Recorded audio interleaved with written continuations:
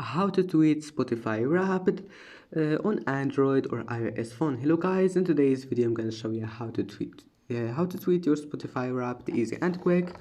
First thing, just open Spotify and then click on it. Now just let's go to this one here, and now just wait for it.